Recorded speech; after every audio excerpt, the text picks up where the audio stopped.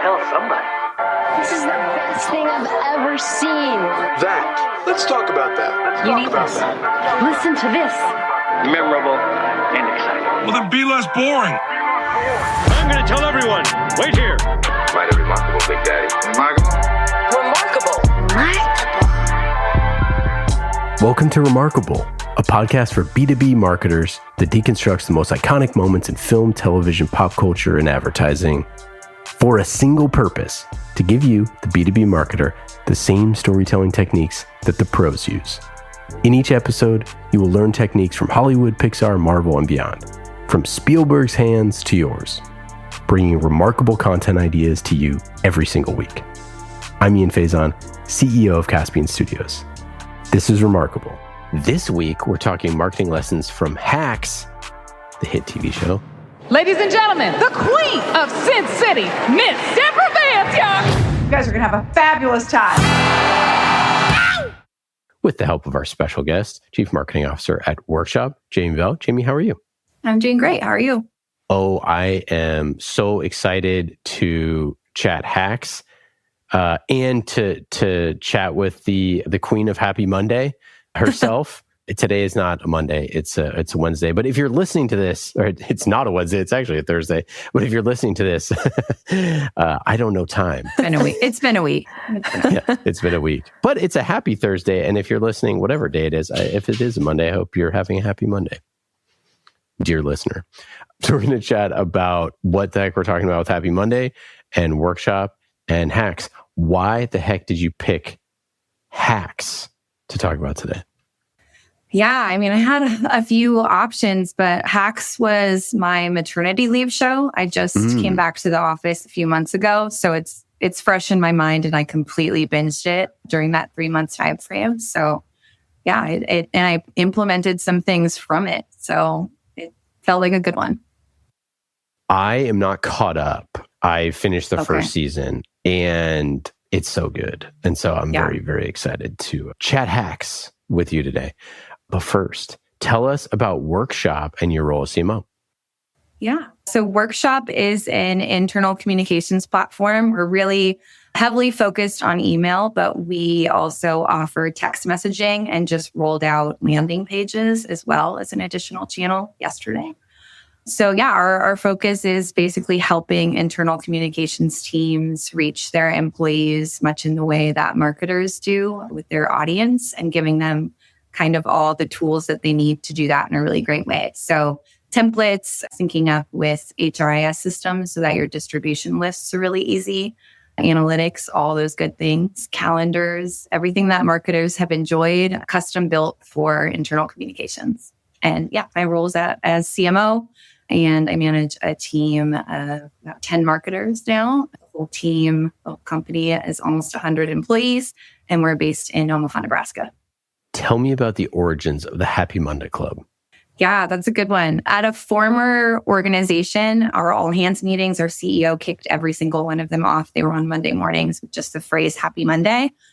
And when I started at Workshop and started talking to internal communications and HR and kind of our target audience, I just noticed that so much about work was really negative. And even when you log on LinkedIn, like these days, it's still kind of that same general feeling. And our target audience, an internal communicator, someone in HR, really they just are trying to make work better for everybody else. And so rather than have them log in and start their day on a Monday with such a drain and so many articles about how people don't want to be at work anymore, or people are quiet quitting, or whatever the phrasing is at that time, how could we create something to support them instead and make it feel more like a lift than a weight on a Monday morning? And so we just started a simple newsletter where we pulled together 5 articles that are positive and practical about communications and the world of work. Harder to find than you would think. Yeah. A lot of articles are written as, here's 17 things you're doing wrong. So we try to find the optimistic versions of those and help everyone kick off their Monday on a good start. Love that. And boy, do we always need it. Everybody needs that. Everybody needs a happy Monday. You also do a bunch of other cool creative stuff that we're going to get into from a brand and content perspective later on in this convo. Meredith, what the heck is Hacks?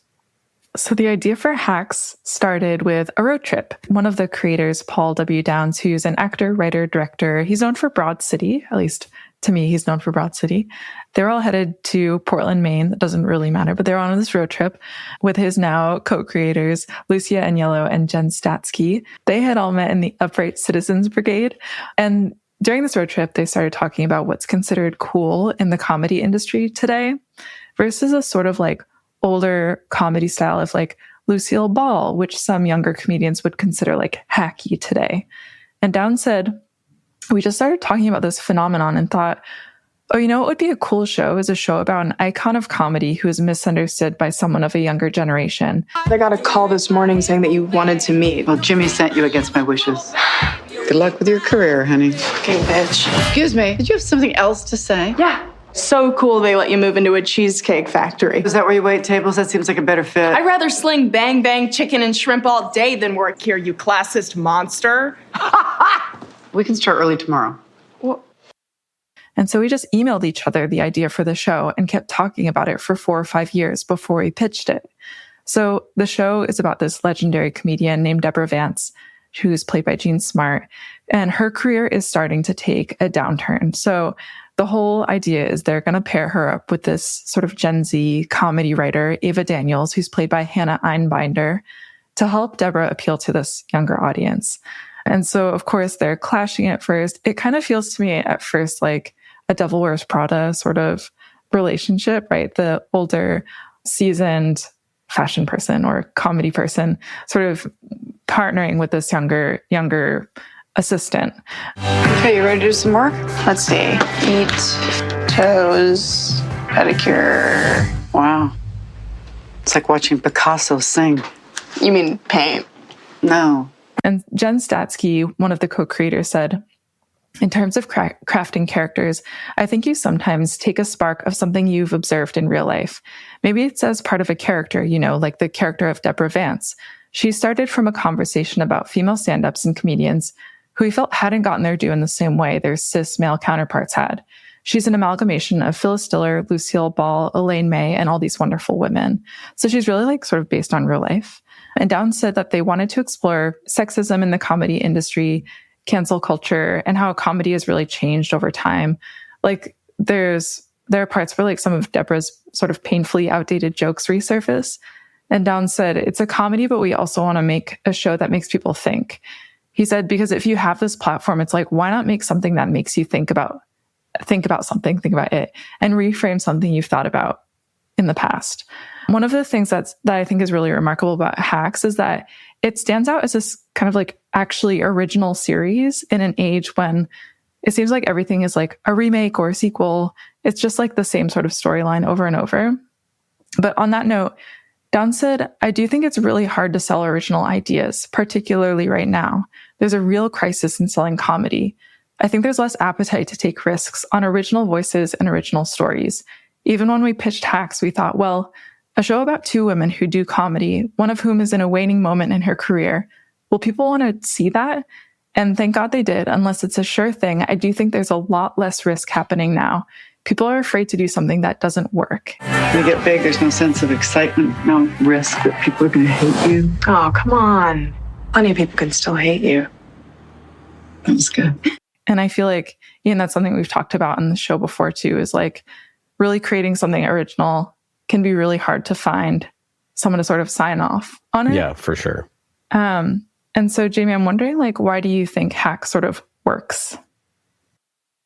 That's a great question. I mean, the cast is stellar, so I think that's a huge part of it. And it is original and it doesn't sort of shy away from those moments of, exploring like the jokes that don't work or the jokes that are old or, when culturally, when 2 people are completely clashing, they kind of talks about that stuff head on. And I think there are things like you look back at like The Office, for example, and you're like, you can't redo The Office because it would be inappropriate today.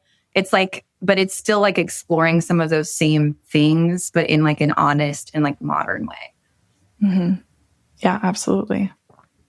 Yeah, I think it definitely takes it head on too. I think that's part of the thing. Is like it is bold in that. And I think it's like sort of unapologetic too, in my opinion, of like the way that I think it has reverence for like the way that was. And like, that's like a really cool thing. I think it's, it's just in a totally different context. I was talking about, this is a tangent, but relevant, the U.S. men's national soccer team, which is the polar opposite of Two Female Comics, and about basically like older players are critiquing younger players for like, quote unquote, not having enough heart. And it's like, I think, and then basically the younger players are very frustrated by this publicly, and there's sort of this back and forth. And like this show, Hacks, sort of has the same sort of idea, which is like the sort of curmudgeon-y person being like kids these days. But I think it's more interesting to look at the young person these days who's like, oh, this person is a hack. Like none of their stuff is funny because like comedy changes and things change. And I think it's like, there's this great quote that was one of my favorite quotes, and it's from Harry Potter, which I know that was one of the potential discussion points for this, where Dumbledore says something to the effects of, young people don't know the like, what age feels like, but it's foolish for in this case, older men to forget what it's like to be young, basically. And like, that's like what this show is about. That's like what Hacks is about. It's like, Deborah Vance knows what it's like to be a young comedy writer trying to make it. She doesn't know what it's like in 2025, but she knows what it's like. And she's jaded or, whatever. But Ava, like, just completely refuses to acknowledge Deborah sort of in that way, right? And it's like... It's my time kind of a thing. Yeah. But it takes the older character, it takes Deborah to be like... you got to pay attention, and here's why. And like, I think it's what's so cool about the show, in my opinion, is like the growth kind of can't come from the younger person, right? Because they like haven't been there, right? And like, that's, unless Deborah takes that first step to acknowledge that like, I have shortcomings, my career is effectively over if I don't reinvent myself. And like, this young person actually could have what it takes. And like, I just need to put out like the first ounce of humility. Then all of a sudden, now it all starts to sort of click, and it's really fun and funny and clever. But it's just like such a simple conceit. It's such a, two people that have no other options that can only count on each other.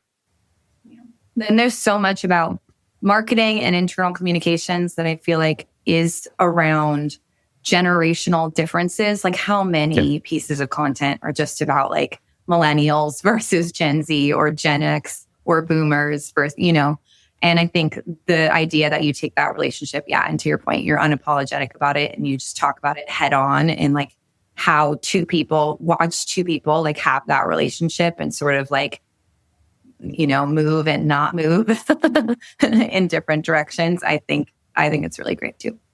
Well, it's like you could write an article about cancel culture or something like that. And it's like, or even a deep, like well-researched piece on cancel culture. That's going to come nowhere near as effective as like seeing a young writer on screen that made an offensive, tweet, and seeing an older, comedian who has to come to grips with things that she said in the past, and watching that drama play out, right? Like, it's just like, it's such a better teacher than like reading a blog post about it, right? And like, us as marketers need to figure out a way how to tell the story like they do in Hacks, not to write the blog post, Yeah. Agreed. Yeah, I agree. It's like the acting is like phenomenal.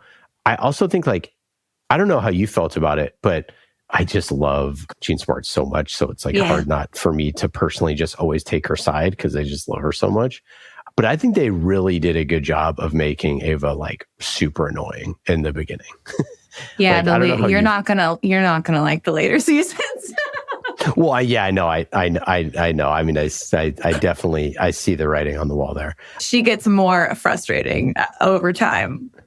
But yeah, I thought that was like a really interesting creative choice. Is like, do you like her? Is she likable? I mean, in those last season, I start to lose it a bit. I'm not sure if it's going to if her arc is going to come back. But I didn't mind her as much in the beginning, probably because even though I'm 36, I do relate more to Ava but it is a weird situation because I'm actually in the middle in a lot of ways. Ava's younger than me and Deborah's older. And so maybe not as represented, but I relate more to Ava. So I wanted to like her way more. Yeah, I think I'm basically in the same spot as you where I relate more to Ava because of all those reasons. I don't know if you've went back and watched any comedy recently. I just went back and watched Steve Martin's stand-up, and it's it doesn't. I can appreciate it for what it was then, but it's not funny back then. And Steve Martin, is hilarious today. Right now, he's still hilarious. But those stand-ups and the jokes that he was doing and all the different things that he was doing and the bits and all that, I had to have it explained to me by Steve Martin for why this was funny at the time. And so sort of if you're closed-minded about those things, if you're saying oh, well, this just isn't funny, versus if you're trying to understand the audience that's sitting there in the room at the time and what Steve is trying to do, then all of a sudden broadens your horizon, right? And that's what we do with Ava, right? It's she sees it as one thing, as this hacky comedy, but once you start to peel back the onion, you go, oh, this is actually, there's a reason why she did things the way that she did them, and there's meaning to all of this, and there's tons of thought and craft and all this stuff that went into that, and it's just so easy to just Monday morning quarterback stuff that you don't really have the context for, right? Yeah. And there's so much about I don't think there's another role. I mean, maybe stand-up comedy and then marketing second, but I don't think there's another role or job that's more about the audience than stand-up comedy. I mean, it's not, even if you have an ego and Deborah has an ego, at the end of the day, if everyone doesn't laugh, that's it. That's all what it was all about. Yeah, it's the only thing, right? And I think that's in the same way about marketing, where it's the only job, that you have as marketing is to get people to buy your stuff, right? That's your only job is sales. But how you do that can take a variety of different ways to get there. And the best way to make someone laugh might be to make them feel really, really, really uncomfortable and then release that tension. That's way harder to do, right? And that's why the best comedians are able to do that, is make the people in the audience squirm in their seats sitting next to their significant other, and then, release the tension, right? Yeah. And CAX is also interesting because the formula follow. I feel a lot of shows that stay do this, where it's is it sometimes you're is it a comedy? Yeah, I mean, I don't quite know. It's really not a lot of the time. It walks that line a lot, and I know The Bear falls in that category where you're just sending the Emmys into a spiral because where does this belong? I don't think it's here. But yeah, there's a lot of drama and all those things incorporated into, to your point. Yeah, definitely dark. Definitely comedy, definitely drama. Yes. Meredith, what did you think, about the sort of blatant ageism that's happening, the judgment on both sides? That's a good question. Or just about it in general, because I think that's sort of one of the things that this is trying to help, is younger generations see the older generation for what they are, and not just sort of reading the headlines and making judgments. I mean, that's a lot of the shows about don't judge a book by its cover, right? I mean, a lot of stories are like that. But yeah, just curious how you feel about that. It kind of makes you, or at least made me, think about the way that I have expressed ageism myself. I kind of look internally, and I think too what you guys have been talking about has made me think about you mentioned that Ava isn't very likable in a lot of parts, and she's super annoying. And I think that it's almost, it's interesting when they sort of deliberately make a character unlikable because they're kind of getting you emotionally to go deeper into the storyline. And sometimes you see that in yourself too. Like you can kind of like relate to her a little bit. You relate to either of them a little bit. And then you sort of are like, yeah, I'm kind of guilty of all of these things as well. And sometimes you kind of like love to hate certain characters. Like, and so I think it just like wraps you up more in the story, getting you to sort of emotionally respond to things. But yeah, as far as like ageism goes, it's interesting to sort of feel like, oh man, I think I'm guilty of all of these things too. So, and to kind of rethink it a little bit. Yeah, and you're not guilty of anything that Deborah Vance is doing, right? Oh yeah, because she's older than us. We have no idea what it feels like to be 70 and on the tail end of your career and trying to stay relevant. I have no idea what that feels like. It seems awful, right? Like I can say that probably sucks a lot, but at the same time, you're like, yeah, but it's my time. Like, this is my time. Like, you had your time.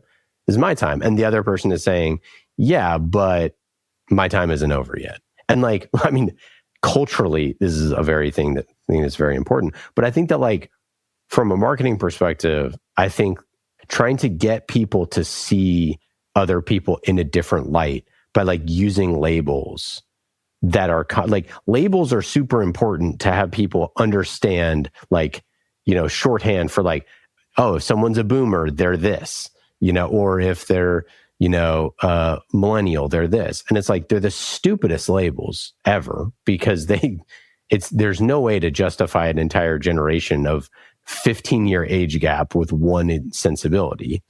Yeah. My favorite is those people that are like right on the line and you're like, what are they, nothing? Like, yeah. Yeah. My dad was born in 41 and he would always be like, I'm not a boomer. I was born before Pearl Harbor. It switched. Yeah. Yeah. I wasn't born after World War II. And it's like always a funny thing, right? Because you're like, yeah, it's a great point. So I guess he doesn't count. Like, right? It makes no sense. And so I think that like your job as a marketer is to take the assumption, or as a storyteller, to take the assumption and to like say, to peel back the onion there and to say, you know, well, actually, like, if you look at this, you know, maybe there's 7 different types of boomers or whatever it is, and they all have completely different things. Or maybe we should look at their geography, or maybe we should look at their socioeconomic class or their race or their upbringing or, you know, or whatever it is. And that's where you get to like real insights, right? And real stories that like connect with people.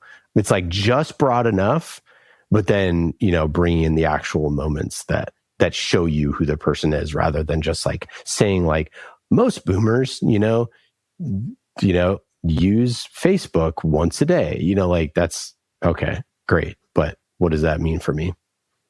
Other marketing lessons from hacks, Jamie? Yeah. I mentioned that I kind of implemented something from the show. Yeah. And specifically, I mean, it's not a stretch by any means at all. It is not a creative stretch, but the writer's room concept, I like left that and I don't know if every other marketer gets in that phase of like, oh, like people are just submitting projects and that kind of thing. But projects like have to be somewhat concrete in order to submit them.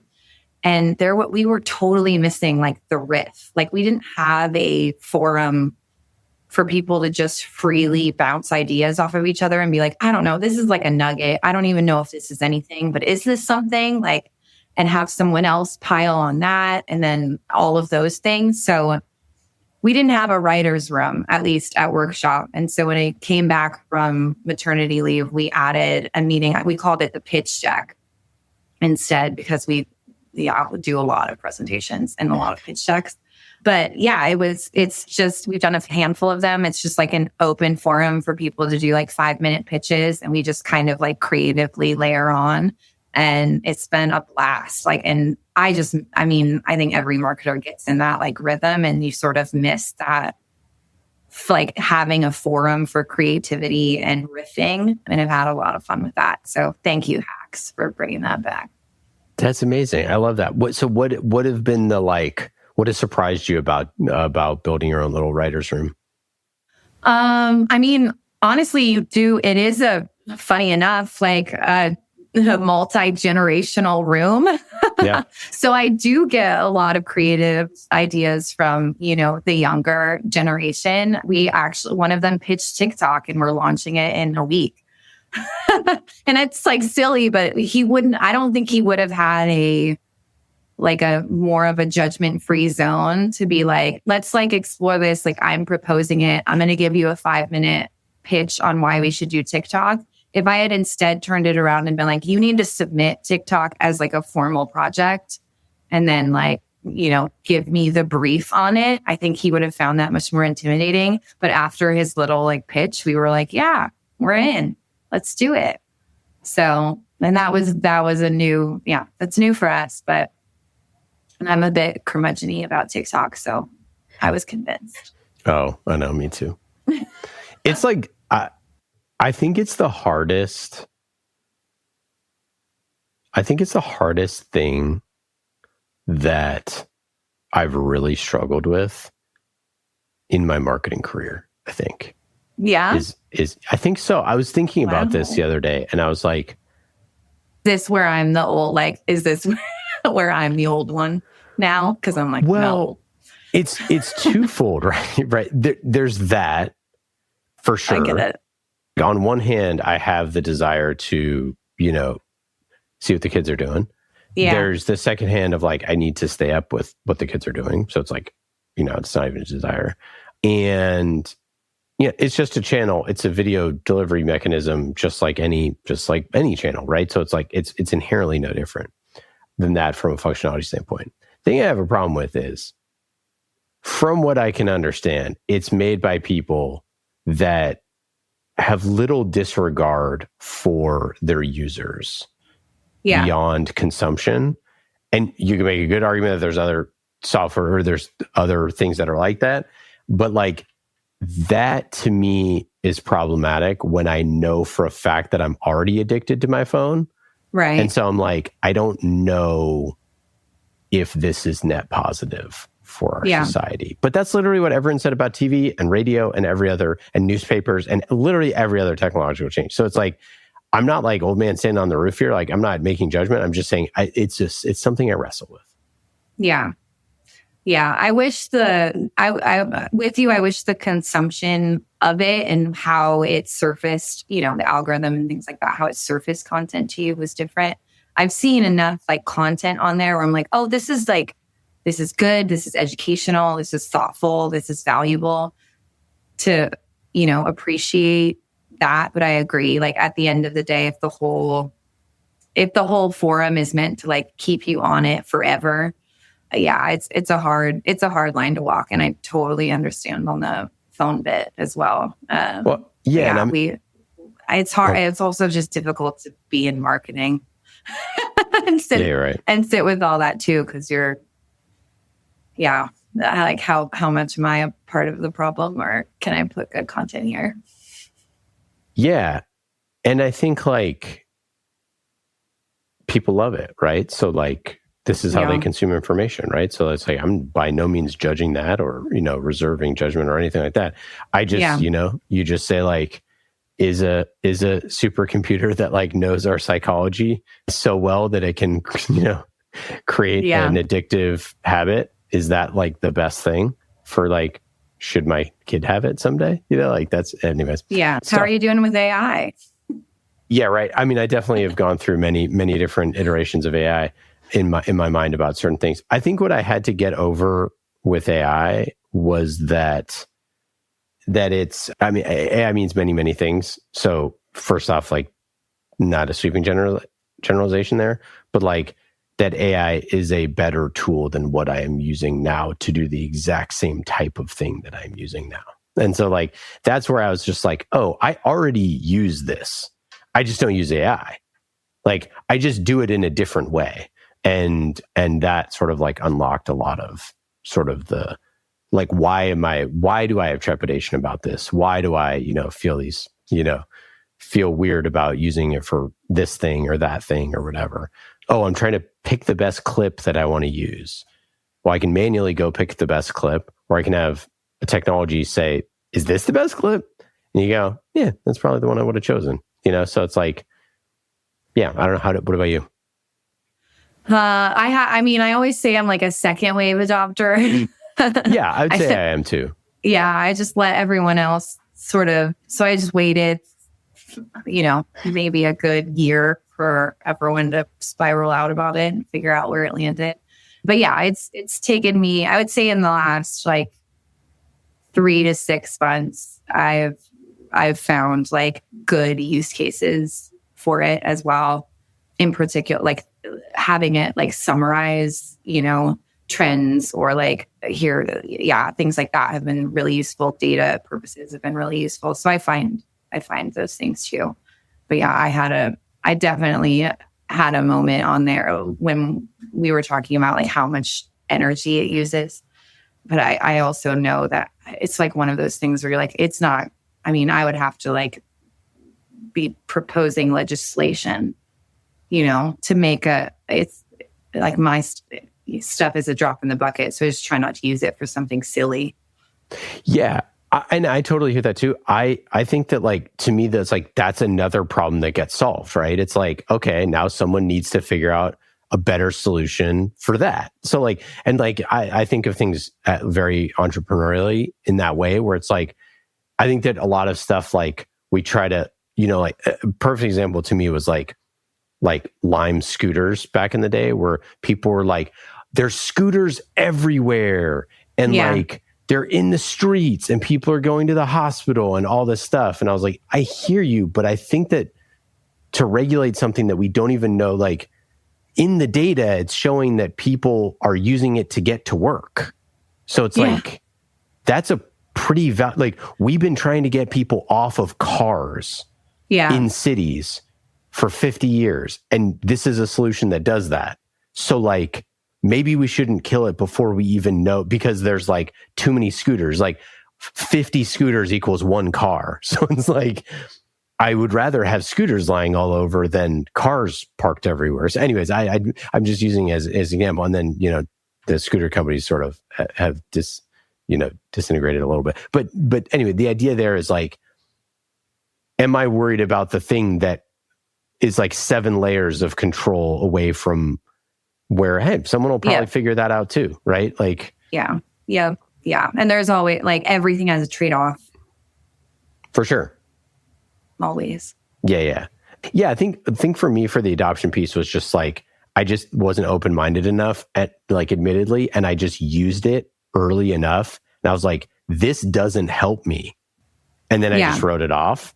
Yeah. Right. For like a year where I'm like, oh, well, I just tried to make something with this and this sucks. So this doesn't work. And then, you check in a year later and you're like, okay, apparently I was a little too close-minded about this whole thing. Yeah. And I had to wait for the next wave. Yeah. Well, I also like with the AI stuff, I did a podcast back in like 2018 timeline, and we did a whole series on AI, and especially enterprise AI. And like, there just weren't use cases at that time from sort of my research and understanding that were like it was with a lot of CIOs and stuff like that. So I think I just again, like time flies, and then before you know it, it's damn near a decade later. So you're like, I think that like, that's one of the things for me, I'm 38. So it's like, that like technology has fundamentally changed, but it doesn't feel like it, right? You're like, I remember the first iPhone coming out, like it's like things just move so fast. So, I think it's sometimes you get wrapped up with new technological changes if you're not sort of abreast to what's going on and you just sort of dismiss it, much like in Hacks. Yeah, there we go. Where Deborah Vance dismisses many things because she doesn't understand them. Exactly. But I think it is, like back to Hacks, I think it is a big takeaway though, like that helping people see how things are for a population that they don't understand is like a really important thing for marketers to do. Like if I tell you it's hot, like I was in a factory in Texas, is real hot. I can tell you how hot it is in Texas. And you don't, unless you've been to Dallas, Texas, like you don't know, right? Like that's not enough. Just saying, oh, it was real hot, right? And we're doing this documentary, and I'm like, how do I show how freaking hot it was in this thing? You know, in this factory. I'm like, how do I do that? Like, I can't make someone feel hot when they're watching it on their mobile device, you know?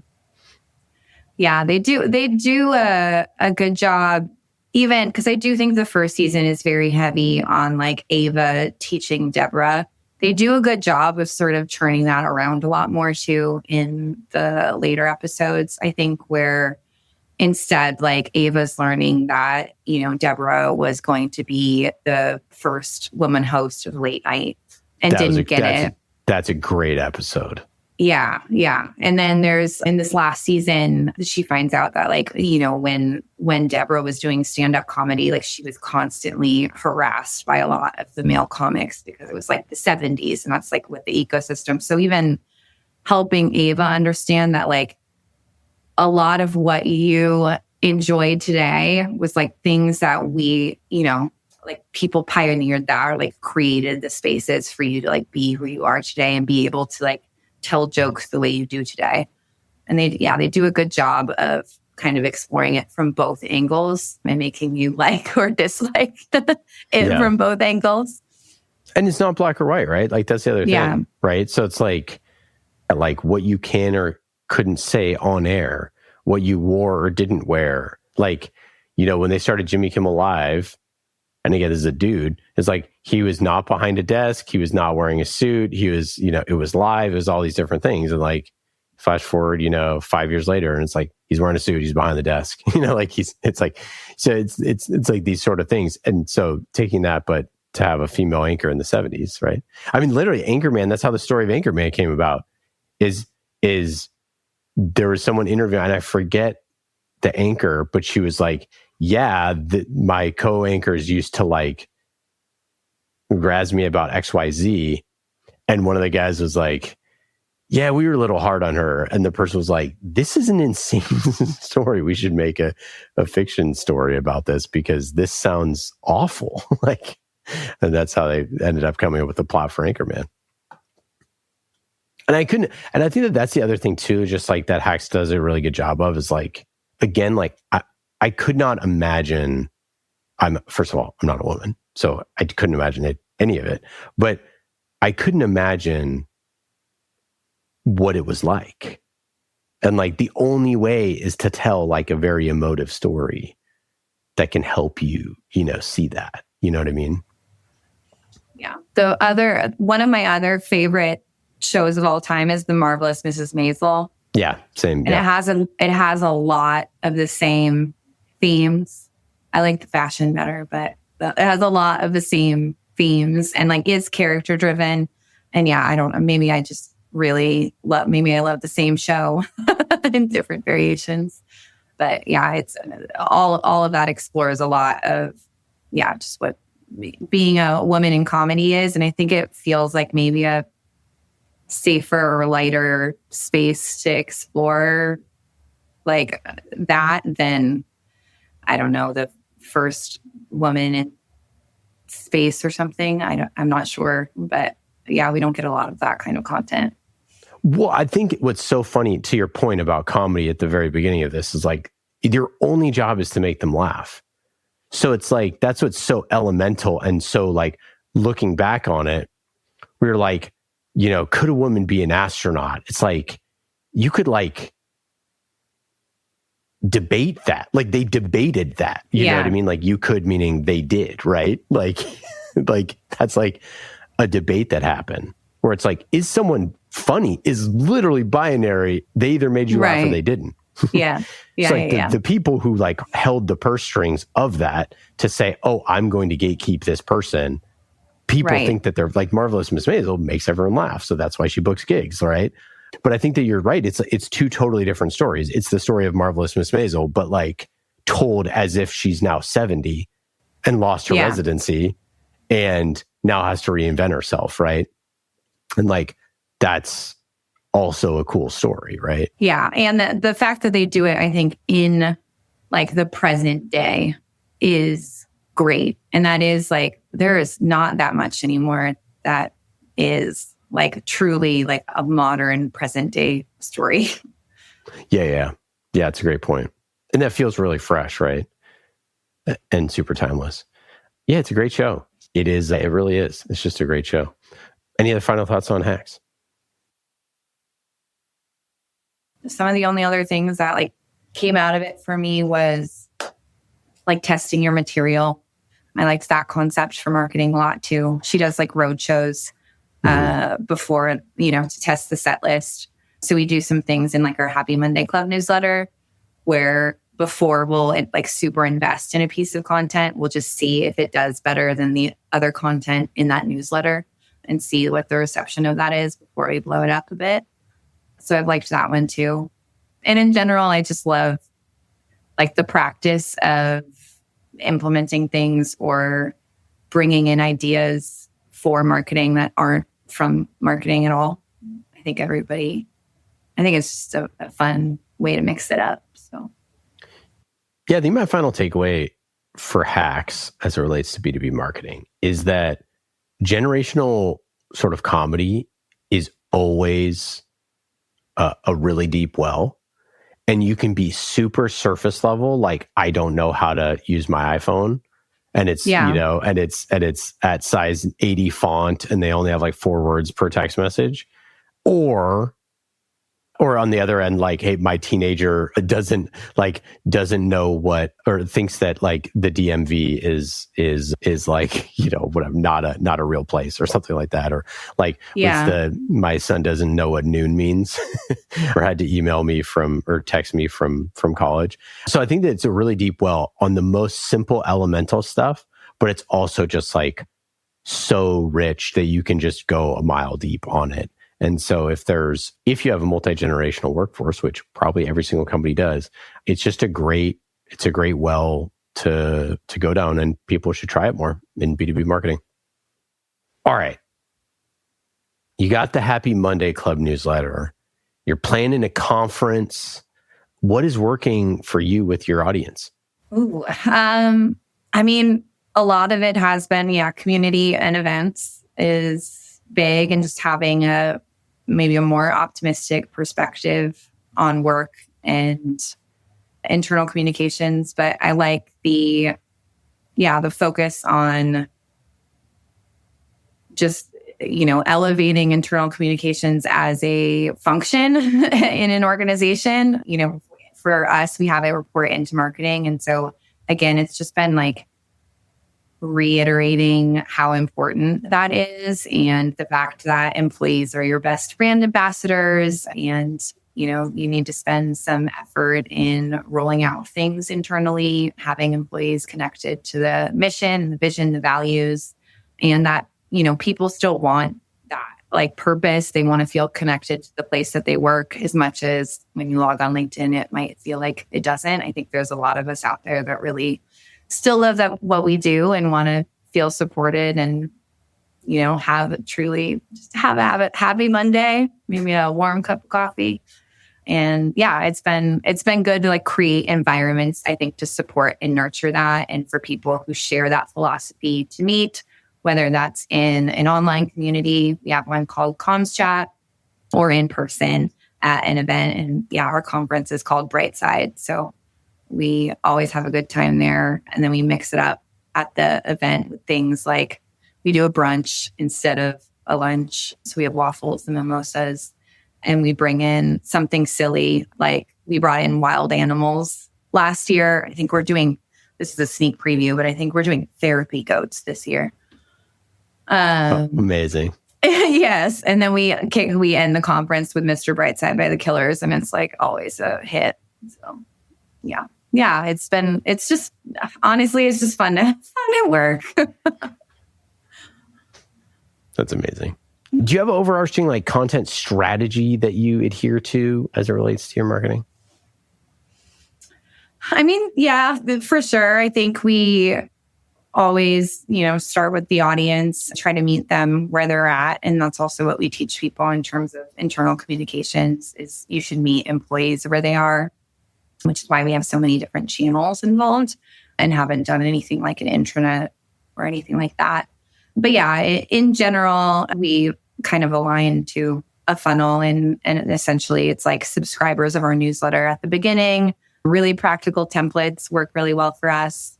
Getting people into webinars. Our webinars are insane. We get 1,000 registrations for each one. About a 50% show rate in the chat is, I say there are 2 events actually, because it's the webinar itself and then the chat is like a whole separate event happening. But they're a blast. That's like squarely in my mid-funnel and then into kind of product and customer storytelling and that kind of thing. Amazing. Yeah. Final question here. What's your best advice for a first-time CMO who's like trying to figure out their branding content strategy? I think truly, I constantly am trying to meet our, customers and prospects where they are. So for me, implementing something like community came in really easily. But I think there are things that when you're looking at content, there are pieces that feel forced or they feel like they're on a hamster wheel.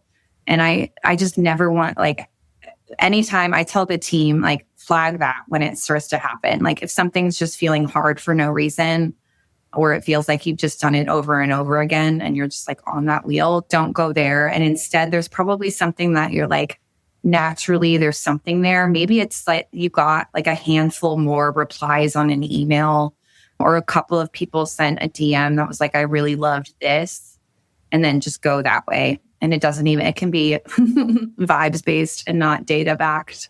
But that's something that I feel helps you get those quick wins really early. I wholeheartedly agree with that.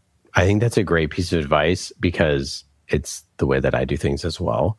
Yeah. It's if I get one email back that's this was an awesome newsletter, I'm oh shit, hundreds of people must have loved this, right? It's if I get no emails back, I'm oh, this was probably still really great, but people are busy. And that's how you got to do it, just keep on moving. But if you get 3 or 4, you're I'm the greatest writer of all time. I think that's an important point though. It's those little wins, those little anecdotes, those are so much more powerful than people realize. Because and even if it's you're hey, why did this person like it? Right? Because you're that person is super important. I made this person happy. And if you can sort of start to think about oh, maybe it's because they're early stage, or maybe it's because they have a small team, or maybe, I don't know.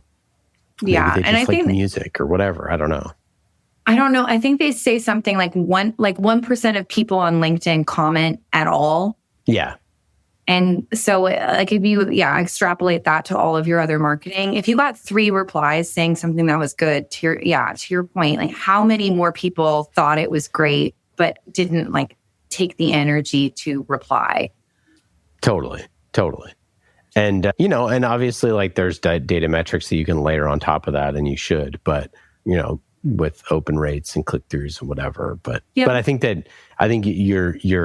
you're on a knife's edge either way, right? If you take the anecdotal stuff far too seriously, or you take the sort of your open rate or whatever views too seriously, it's sort of have to stay grounded.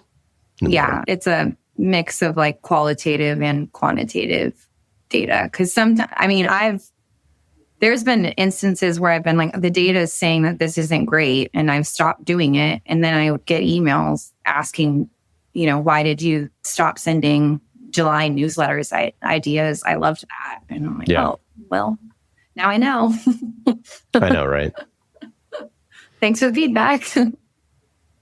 Well, thank you, Jamie, for being here today. This was wonderful talking hacks. Such a great show and very fun to talk about. And talking about Workshop, your company. And if you're in employee experience or internal comms, go check out Workshop. Go to useworkshop.com. Any final thoughts? Anything to plug? No, check out, the happymondayclub.com is the newsletter as well. And if you just want something nice and bright in your inbox on Monday mornings. Indeed. Awesome. Thanks so much. Take care. Yeah. Thank you. Well, that's it for today. I hope you got some good ideas for your B2B content. Thank you for listening to Remarkable. I'm Ian Faison, CEO of Caspian Studios. Remarkable is created by the team at Caspian Studios, B2B podcast as a service. Caspian also creates fiction series for B2B companies, so if you want a business thriller, you can learn more at caspianstudios.com. Hollywood-style storytelling for B2B. And in today's episode, you heard from myself, Ian Faison, and Meredith O'Neill, senior producer here at Caspian Studios. Remarkable was produced this week by Meredith O'Neill, mixed by Scott Goodrich, and our theme song is Solomon by Falak. Be remarkable and rise above the noise.